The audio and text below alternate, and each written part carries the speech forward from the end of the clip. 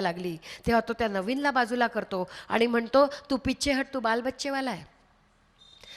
वरून धुवाधार शत्रू गोळ्या बारूद करतोय. इकडनं आम्ही बोफोर्स गनची त्यांना आर्टिलरी सपोर्ट देतोय. पुढच्या क्षणाला मी आहे की नाही माहीत नाही. अशा वेळेला डोकं शांत ठेवून तो मुलगा म्हणतो की मी कमांडिंग इन्चार्ज आहे, तुझी काळजी घेणं माझं काम आहे, देशाची काळजी करणं हे माझं पहिलं काम, तुझी काळजी घेणं माझं दुसरं काम, माझी स्वतःची ईज हे माझं शेवटचं काम आहे. आणि म्हणून तो त्याला बाजूला करतो आणि तो स्वतः पुढे धावतो. आणि जसा काही वाघ त्याच्या अंगात संचारलेला असतो, त्याचा मित्र जो अनुज नय्यर तो गेला असं कळल्यावर विक्रम बात्रा थांबू शकला नाही आणि अनुज नय्यरचा वचपा काढण्यासाठी तो पुढे धावत गेला. एकटा तो मृत्यूच्या गुहेमध्ये धावत गेला. त्याने तो .4875 मिळवला, पण तिकडे तो शहीद झाला. जो .4875ला गड आला पण सिंह गेला, आमचा सिंह गेला पण .4875ला. म्हणून आज आम्ही .4875ला कॅप्टन विक्रम बात्रा टॉप या नावाने ओळखतो. How history repeats. जसं आम्ही सिंहगडाला नावसुद्धा आमच्या महाराजांनी जसं सिंहगड केलं तसं आज आम्ही याला कॅप्टन विक्रम बात्रा टॉप असं म्हणतो. लक्षात ठेवा, हा एक परमवीर चक्र विजेता, ज्याला मरणोपरांत परमवीर चक्र विजेता म्हणून घोषित करण्यात आलं. आता आपण विक्रम बात्रा काय बोलतात ऐकूया.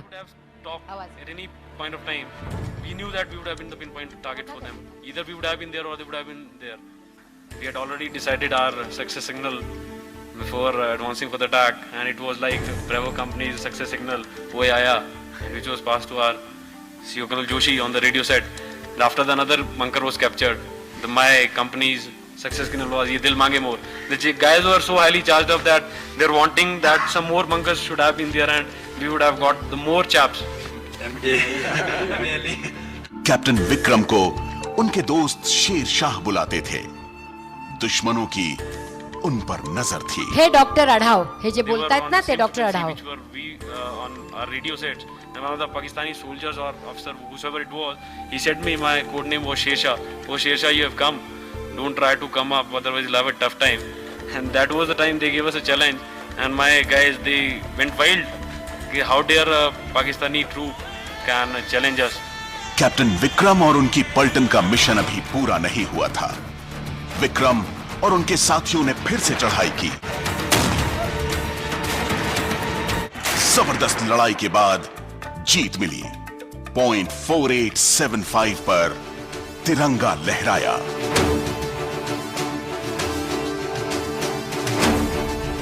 लेकिन जीत का जश्न मनाने के लिए कैप्टन विक्रम बत्रा मौजूद नहीं थे.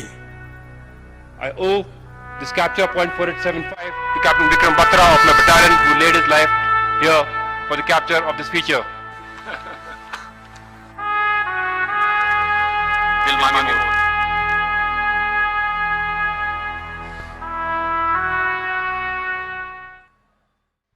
तर हे होते कॅप्टन विक्रम बात्रा. त्यांच्या आईवडिलांशी जेव्हा मी बोलते आणि त्यांच्यावर पुस्तक केलं म्हणते तेव्हा त्यांना वाटतं, त्यांच्या आईने असं म्हटलं होतं, जिस देश पर मैंने मेरा बच्चा कुर्बान किया उस देश से प्यार तो करो. चापकाचा फटका लागत नाही एवढं त्यांचं ते वाक्य मला लागलं. आणि म्हणून 2004 साली मी ओध घेतली होती, जेव्हा मी पहिली पर्यटक म्हणून खरं त्या प्रांतात गेले. पण मी जेव्हा हे सगळं बघितलं तिथे आणि जेव्हा कॅप्टन विक्रम बात्रा आईचं वाक्य ऐकलं तेव्हा ठरवलं की जितकी वर्ष माझ्या आयुष्य आहे तितकी वर्ष मी या मुलांचा हा त्याग सांगत त्यांची भाट म्हणून तुमच्यासमोर उभं राहीन आणि त्यांचा त्याग तुमच्यापर्यंत पोहोचवेन. हे आहेत rifleman Sanjay Kumar, 13 JK rifle. हे होते ते जसा हा .4875 वर विक्रम बात्रा गेले तसे त्याच्या खालचा जो पॉईंट होता तो क्लिअर करायलाच संजय कुमार रायफलमनला सांगितलं. त्यांचं वय वर्ष 23. ते म्हणाले मी जेव्हा वर गेलो तेव्हा माझ्या समोर शत्रूंनी धडाधड गोळ्या मारायला सुरुवात केली. माझी बटालियन थोडीशी माझं कंपनी मागे राहिली. मी जेव्हा त्यांच्याकडे बघितलं, मी त्या जसं काही बकुळीची फुलं घेतात तसे मी ते वार माझ्या अंगावर घ्यायला सुरुवात केली आणि मी धावत सुटलो. माझ्या छातीत माझ्या पायावर गोळ्या लागल्या पण मी बघितलं नाही. मी पुढे धावत गेलो आणि मी त्या लोकांवर वार करायला सुरुवात केल्याबरोबर माझी मागची बटालियन, माझी कंपनी माझ्याबरोबर पुढे आली. आमची आमनेसामने आंबीश झाली. मी तिथे संपूर्ण लहुलुहान झालो होतो, पण मी माझी हातातली बंदूक खाली ठेवली नाही. अल्टिमेटली मी त्यांना पळवत सुटलो त्यांच्या मागे. आणि माझा जोश बघून, माझा जुनून बघून, माझा जज्बा बघून आमच्या युनिटनी तो पॉईंट जिंकला होता. हे करणारे आहेत ते संजय कुमार रायफलमन. ते काय म्हणतात ऐकूया. हे 26 जुलैला भेटले होते. सबसे बड़ा उन्हें सम्मान मिला है, लड़ाई लड़ने का मौका मिला है. तो वही चीज़ है कि हम अपनी यादों को ताज़ा करने के लिए यहाँ पे आते हैं और जो हमारे ये साथी जो शहीद हुए हैं हम उन लोगों को श्रद्धांजलि अर्पित करने के लिए यहाँ आते हैं. तर हे होते संजय कुमार रायफलमन, हे जीवितपणे परमवीर चक्र विजेते आहेत. आता हा टायगर हिल जो आहे हा टायगर हिल कॅप्चर करायला सांगण्यात आलं होतं. ते होते ग्रेनेडियर योगेंद्र सिंग यादव, वय वर्ष 19. 6 महिन्यापूर्वी त्यांचं लग्न झालं होतं आणि ते म्हणतात मैं बड़ा सौभाग्यशाली था कि मुझे इतने कम उम्र में देश के लिए प्राण न्योछावर करने का मौका मिला. आणि जेव्हा त्यांना जाण्यात सांगण्यात आलं तेव्हा ते बोले मेरे साथ 30 लोग थे, लेकिन हम तो डे टाइम में जा नहीं सके, हम रात को निकल रहे थे. रात्री आम्हाला वर चढाई करायला लागली तर मी रोप लावला, कारण मी घातक प्लॅटूनचा स्काउट होतो. घातक म्हणजे डेंजरस, ज्यांना सगळे भितात. तर ते बोले मी काय केलं, मी डोंगराची साधारण 80 डिग्री जर चढलो तर सैन्याला दिसतंय म्हणून मी सरळ 90 डिग्रीचा जो कडा होता तो घेतला आणि तिकडे हिमनग जिथे जमले होते तो कडा मी घेतला.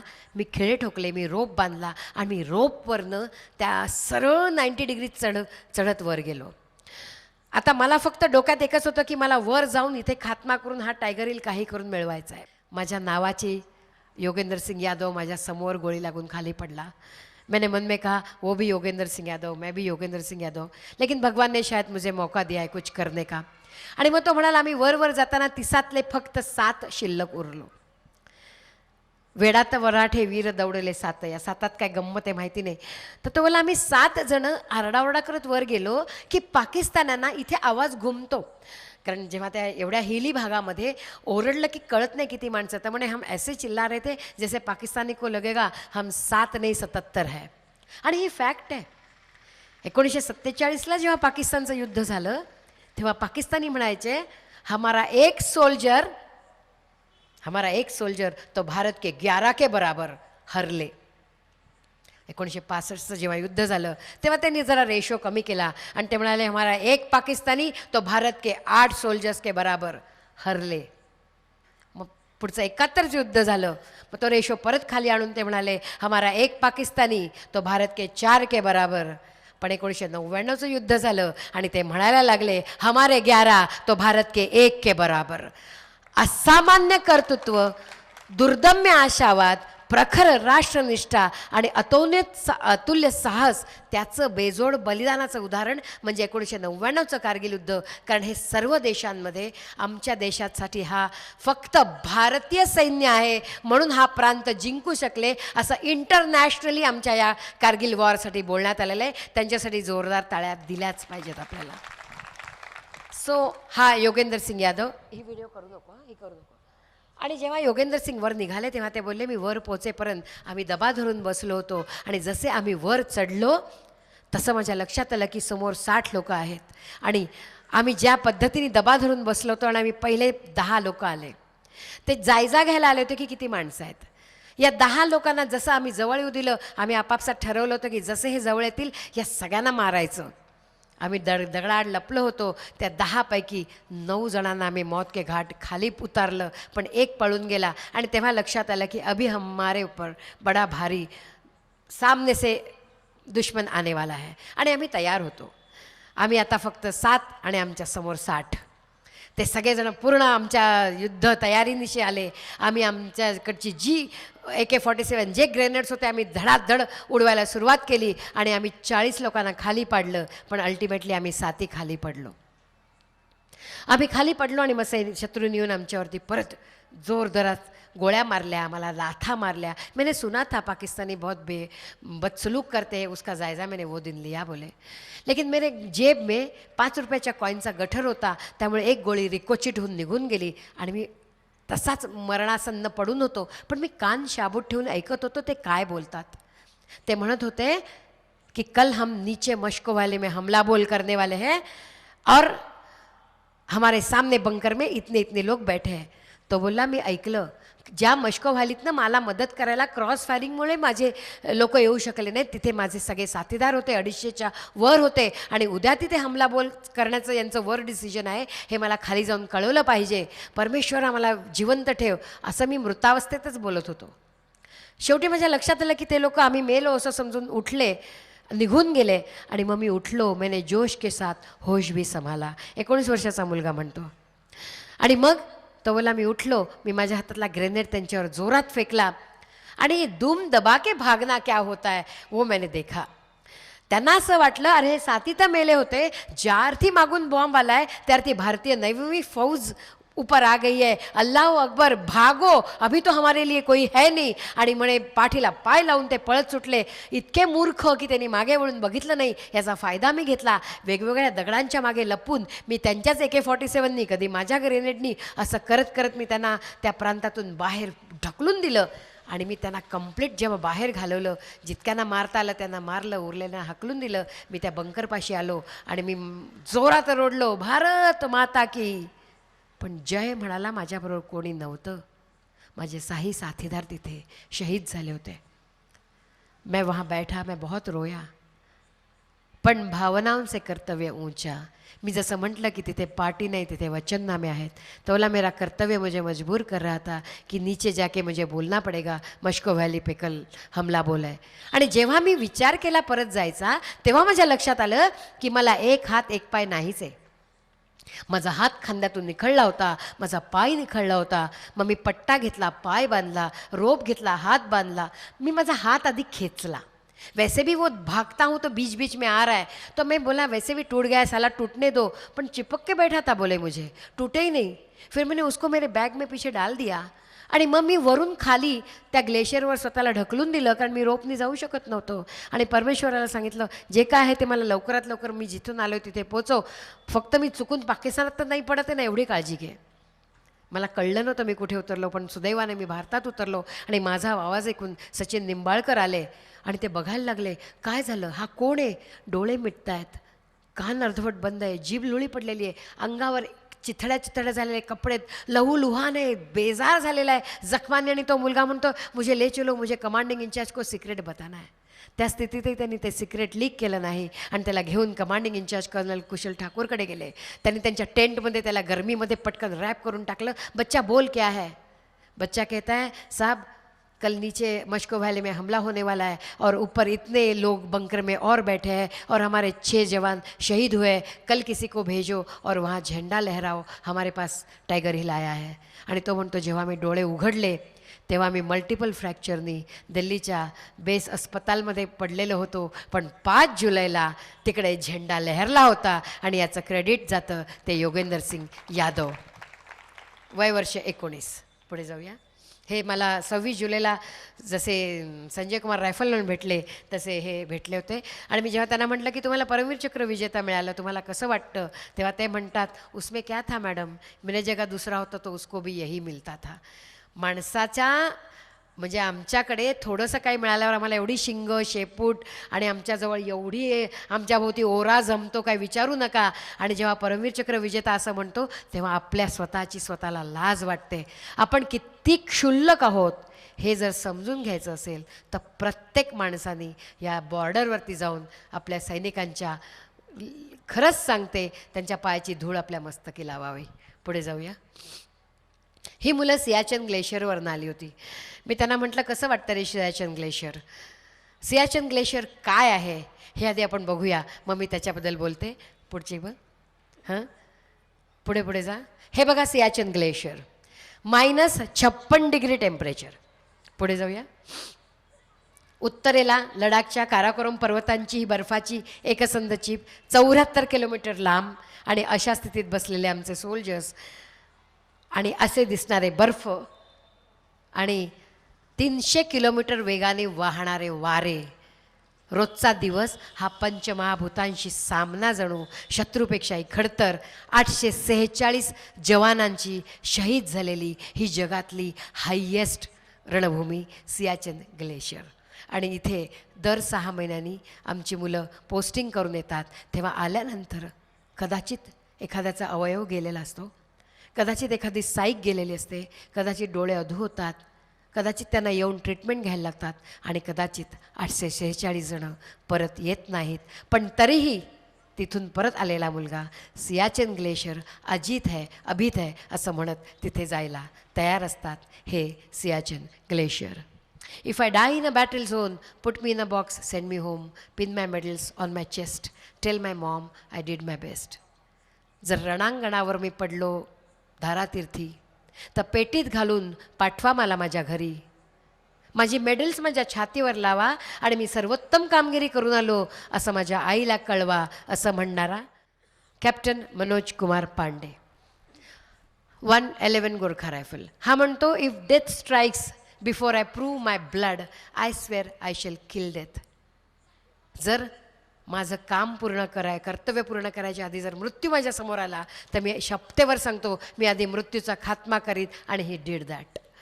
त्याला सांगितलं होतं की 6 बंकर्स आहेत, तू निघ आणि ते सायलेन्स कर, बंकर उडव. अनफॉर्च्युनेटली ते 6 निघाले, 4 सांगितले होते. त्यांनी 2 बंकर आपल्या मित्राला दिले आणि 4 तो घेऊन गेला. जास्त ते मी करणार.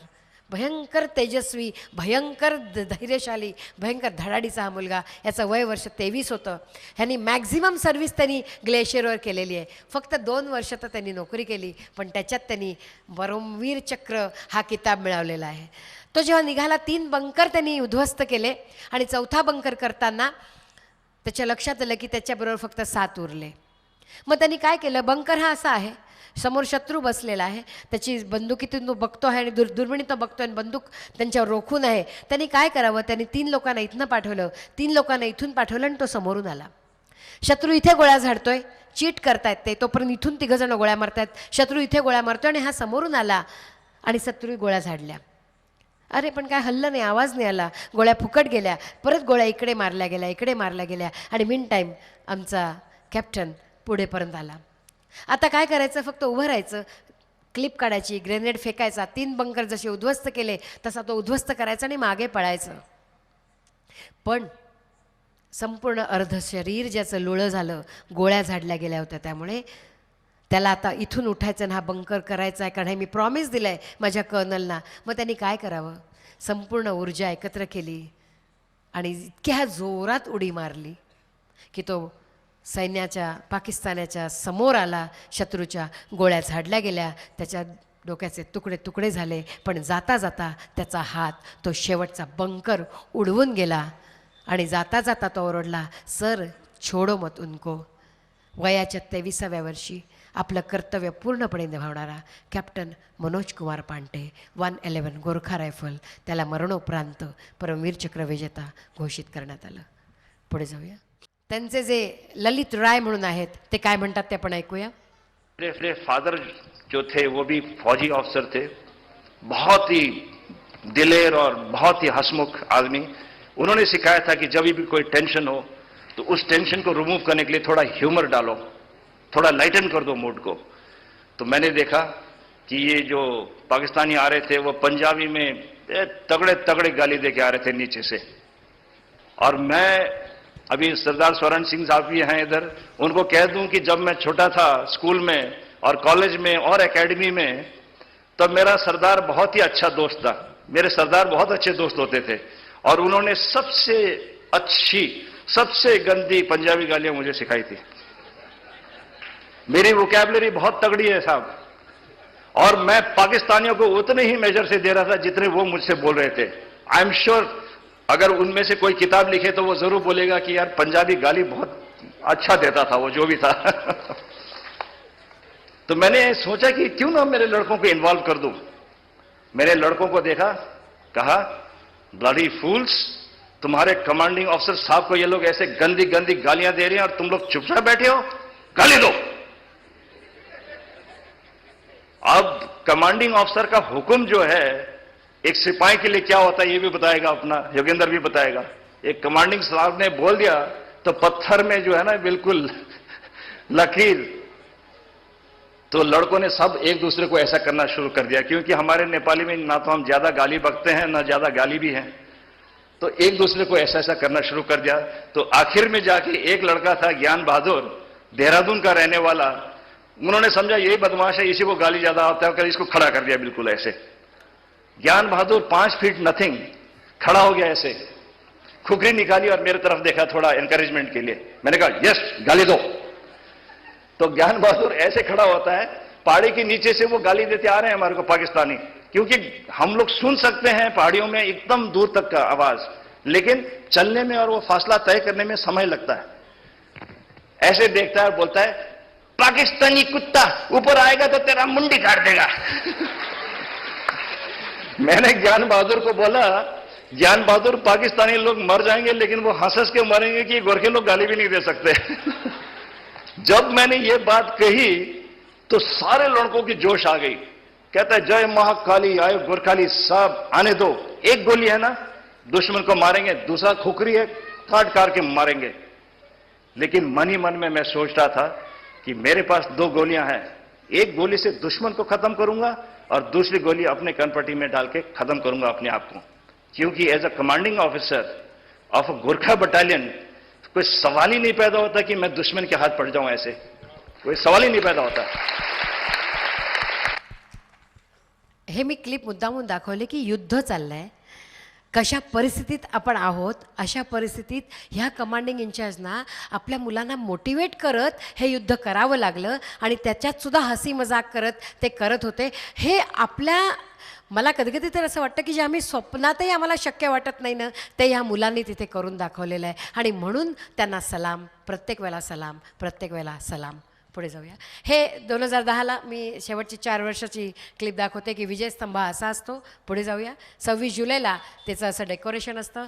आमचं नशीब की आम्हाला तेव्हा एक मोठा मेमेंटो दिला 2011ला तिथे, 2012ला तिथे KT पारनाईक सर होते आणि आत्ता हे चाचरा की जे आत्ता परवामध्ये भरपूर काही जेव्हा किराणला झालं होतं तेव्हा जे होते तिथले GOC ते चाचरा सर।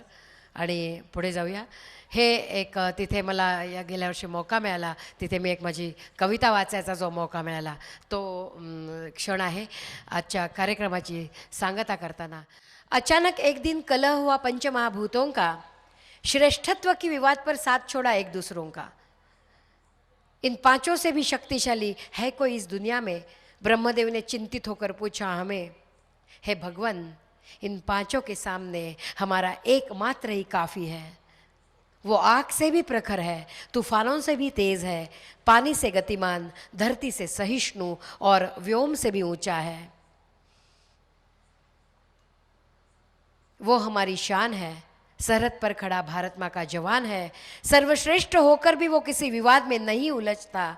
हमारे सुनहरे कल के लिए वो अपना आज है गवाता। गर्व है तुम पर, नाज है तुम पर है अभिमान। लज्जित पंच महाभूतों सहित हमारा कोटि कोटि प्रणाम, कोटि कोटि प्रणाम।